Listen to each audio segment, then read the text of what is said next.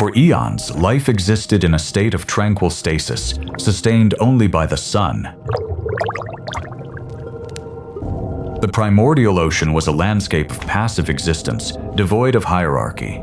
Then, too, 7 billion years ago, the biological rulebook was rewritten.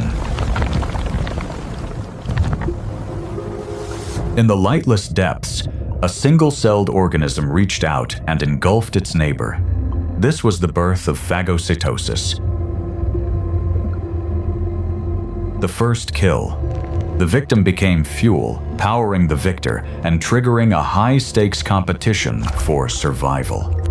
This microscopic act of violence created the first eukaryotes, forging internal complexity through the consumption of another. It ignited an evolutionary arms race, turning a world of harmless sunlight feeders into a theater of eternal pursuit.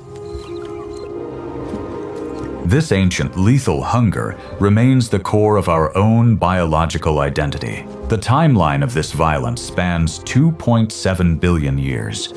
It begins with the ravenous act of a cell consuming its neighbor, a microscopic phagocytosis that fueled the birth of complex life. This was not a slow drift toward sophistication, but a pressure cooker. As hunters refined their tactics, the hunted responded with a desperate innovation: multicellularity. Organisms coalesced, forming larger structures to survive the constant threat of being devoured. By the Cambrian period, this arms race reached a fever pitch. We see the rapid bloom of phyla as animals scrambled for survival tools. Calcite shells for armor, complex burrows for refuge, and the high-resolution compound eyes required to spot danger before it struck. This trajectory leads directly to us. Our modern instinct to hunt, to track, and to outsmart is a refined inheritance, polished over eons in the shadows of the ancient sea. We must confront the evidence in the rock. This ancient, cold-blooded Cambrian urgency still controls our own survival mechanisms. 2.7 billion years ago, the planet was a bacterial paradise. The oceans were thick with simple, single-celled life, prokaryotes drifting in the sun-drenched shallows, content to survive on chemistry alone.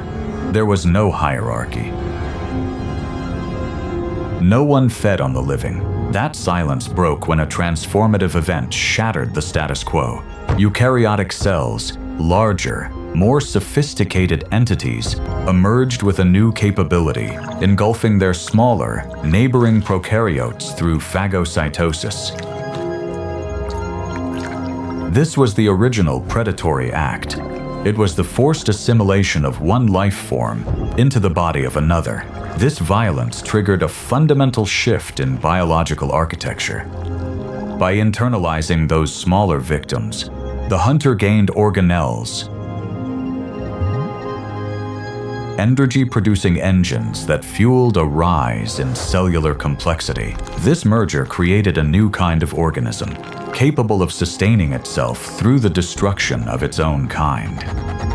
The ocean floor became a gauntlet. Once individual cells discovered the caloric efficiency of consuming their neighbors, the solitary life of a protist turned into a liability. Staying small was a death sentence. Under the relentless pressure of being hunted,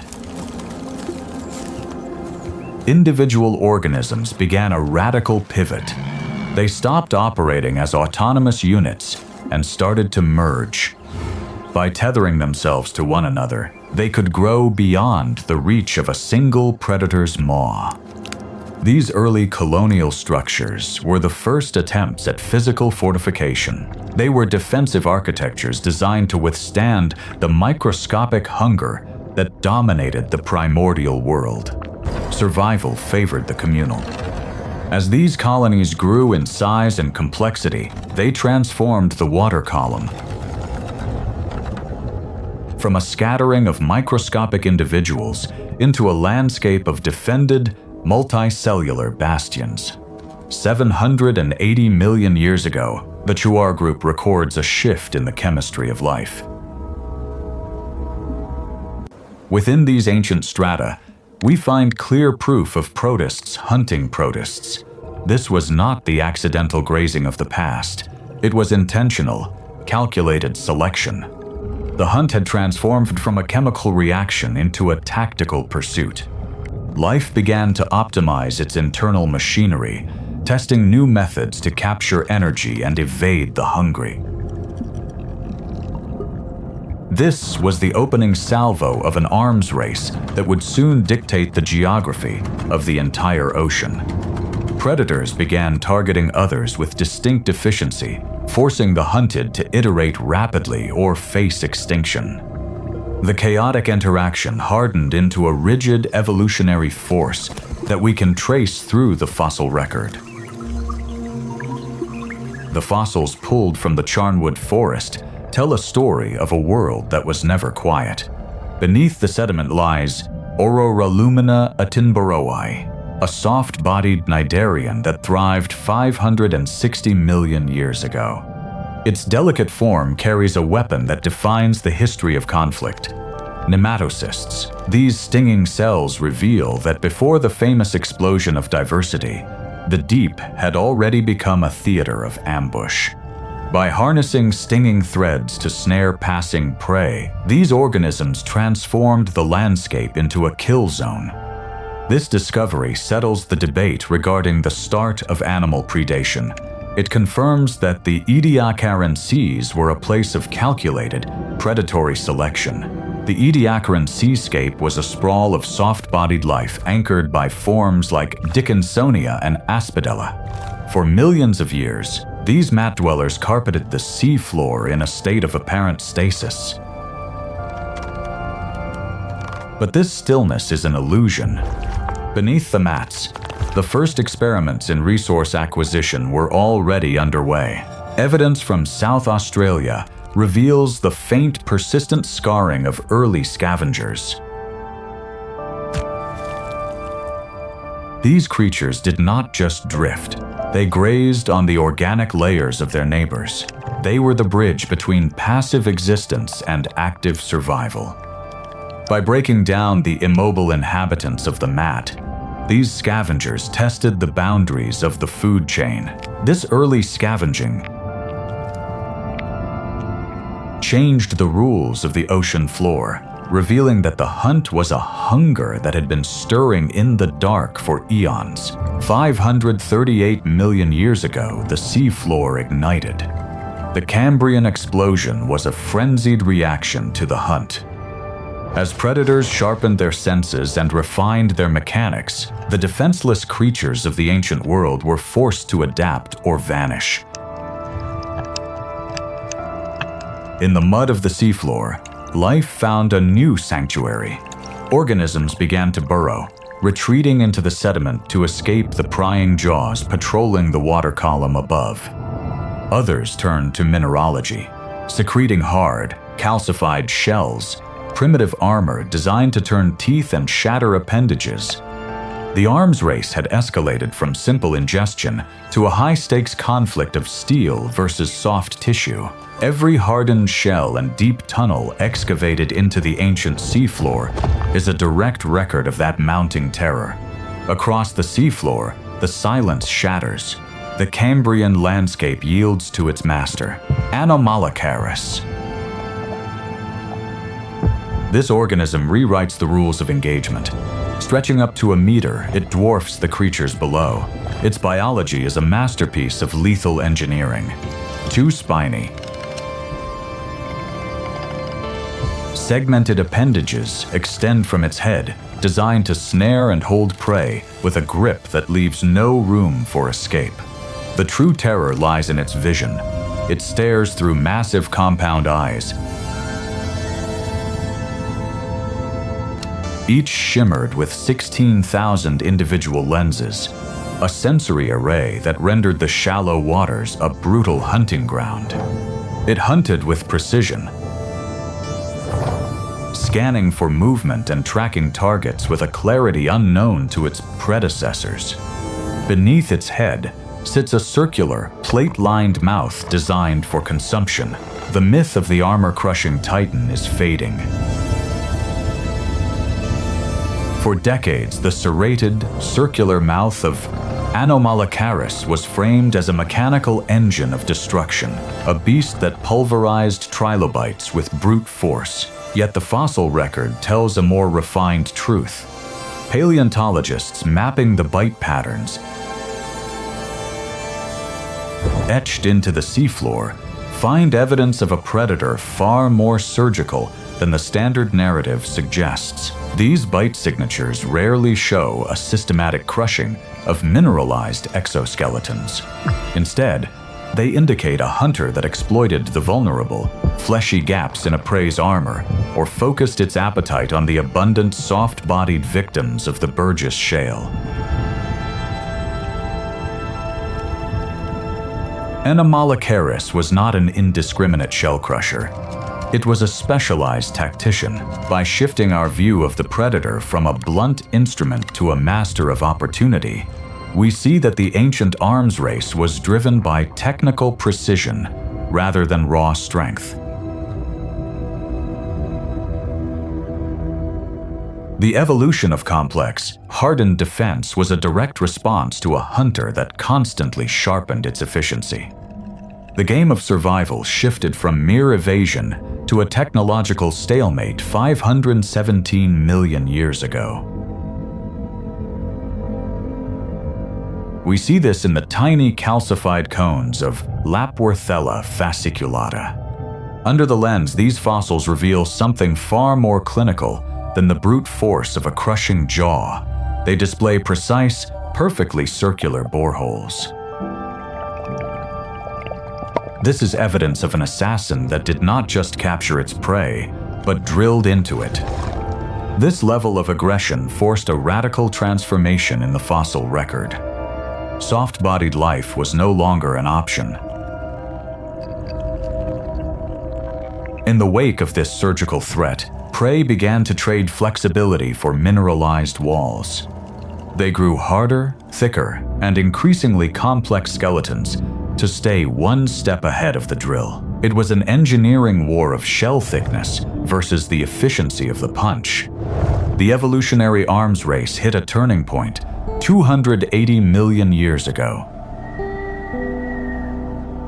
Life moved out of the shallows and into the harsh, oxygen-rich heat of the Permian. Here, the rules changed. We see the rise of the Gorgonopsians, the first true terrestrial apex predators. Unlike the frantic struggle of the ancient seas, these synapsids hunted with calculation. They carried elongated, saber-like teeth, capable of inflicting deep, lethal wounds on armored prey. This was targeted, aggressive, and highly specialized. The transition from the Cambrian predator to the Permian killer raises an unresolved question. Was this intentional design or just another stage in the billion-year cycle of blood? For 7 billion years, the arena of death was restricted to the sea. The violence that defined the Cambrian was a marine affair. But by 280 million years ago, the front line shifted. We find the evidence in a fossilized Diadext, an early plant-eating vertebrate unearthed in Texas. This specimen carries the marks of its own demise: teeth-scared bone, a clear signature of a predator that had successfully hunted on land. This is the oldest direct physical evidence of a terrestrial carnivore attacking a vertebrate herbivore. The scavenger's transition into an active hunter was the culmination of millions of years of experimentation. It marks the moment life stopped waiting for carrion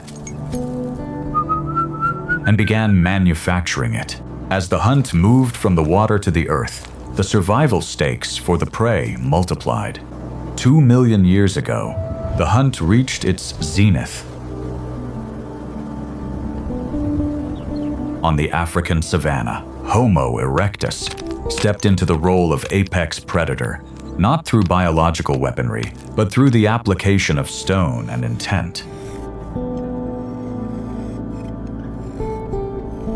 Archaeology in Kenya reveals the scars of this transition, tools crafted to butcher and consume, scaling the ancient marine legacy of the hunt into a cognitive campaign. The pressures that forced the first trilobite into its calcified shell were no match for a hunter who could manufacture an edge. This shift resolved the ancient struggle between speed and armor. Where the Cambrian predator relied on sensory hardware to pin a target, our ancestors used foresight to trap and track. Our intelligence evolved as an extension of the predatory need to perceive, predict, and ultimately outmaneuver.